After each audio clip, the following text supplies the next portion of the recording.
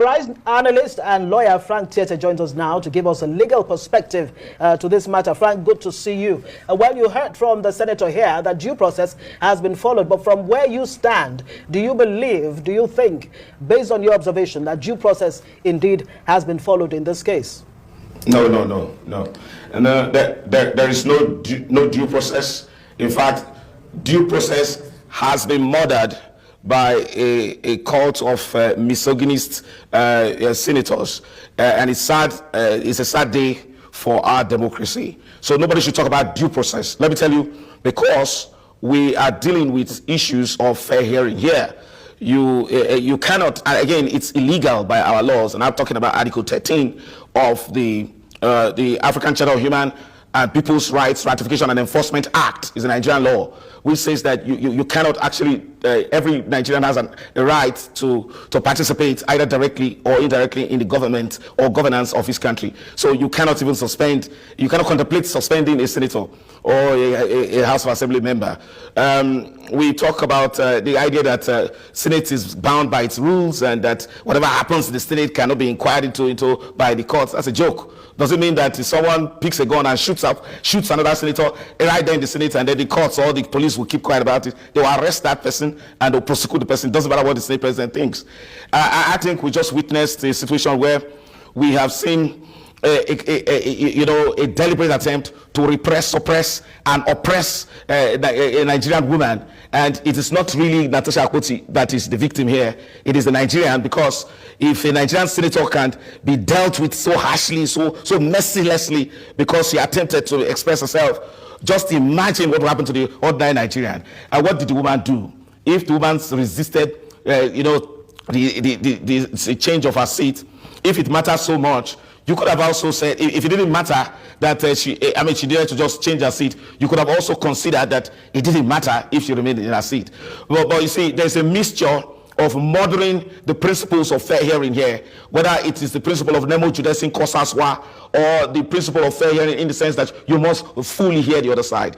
I think we're just seeing a Nigerian woman, a Nigerian senator being totally stripped of her Section 36 rights, her rights to fair hearing. And it's a very dark day, because I watched the international media before coming here, and they are making a real, music out of this, whether it's the ABC network or the BBC.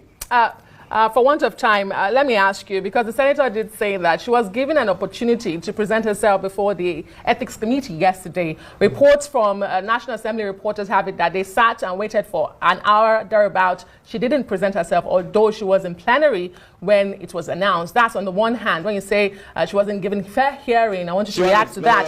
Hold on, Frank Tietze. And the other leg of my question is, given the fact that the Kogi Central people have now been denied representation for 6 months, do they, as a people, can they really challenge this suspension as a violation of their constitutional right to representation? That's why it looks as if we have a group of tyrants in the Nigerian Senate. Just imagine that. You deprive very strong words, though. No. Very strong words. What are you talking about? When you describe the senators as tyrants, that is a very strong word to use. It looks as if we have a group of tyrants in the Nigerian Senate, and you will practice a democracy, right?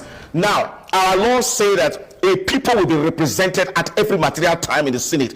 Are you a court who deprive the people who have gone to participate in an election to determine that this woman should represent them, and you sit together as a committee to not decide her right? And your committee is not impartial, your committee is not independent, and you deprive the whole people of that constituency in Kogi State of representation. What are you talking about? And you say you are a democracy, and then you are telling me about fair hearing? Let me tell you something. There are what we call hierarchy of laws in our country. The Constitution sits at the top, followed by laws made by the National Assembly, followed by laws made by the House of Assembly. Also, we have regulations by ministers and rules made by the Chief Judge or by the Senate. Rules are not meant to be laws that are so technical, that are so rigid. They are meant to assist the application of the law to attain justice. If somebody is not present, you give the person an opportunity to come. If the person makes a mistake, whether signing a petition when he ought not to sign, there is no law against it. There are provisions for regularization. Senior advocates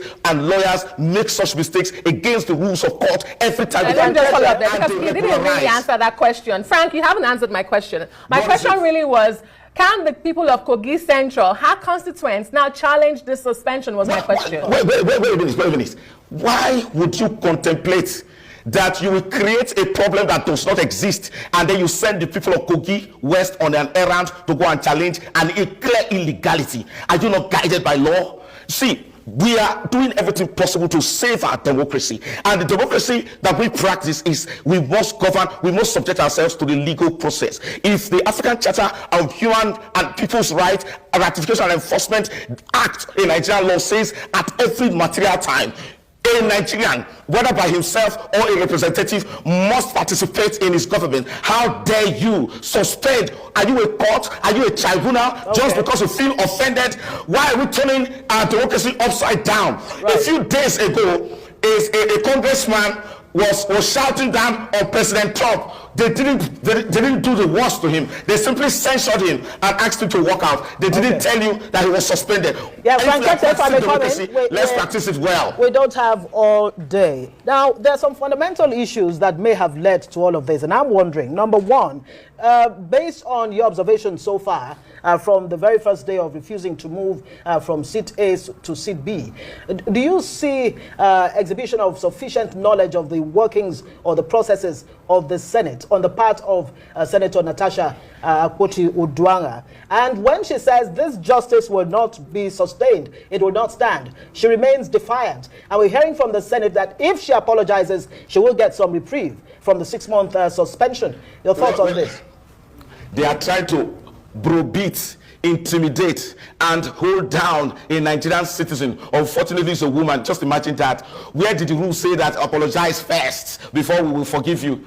And let me tell you, it is not really as a matter of course that anybody or any senator must master the entire rules. We have it as a saying as lawyers that God forbid that you should carry the entire law in your head.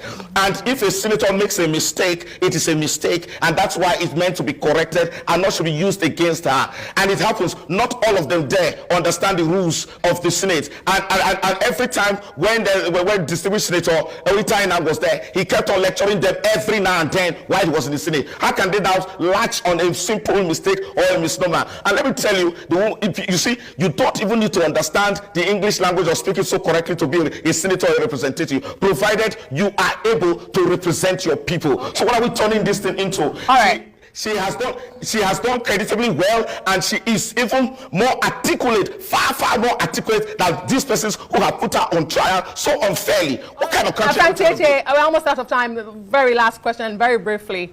You have used the word mistake 4 times in the course of this conversation. 1, do you admit that she has made mistakes? 2, if she has, what was an appropriate measure to take by the Senate if they say she did not even present herself for the ethics committee to hear her out? Look, that woman, that respectable, distinguished senator of Nigeria did not make a mistake. I cited, for an example, let me be honest with you.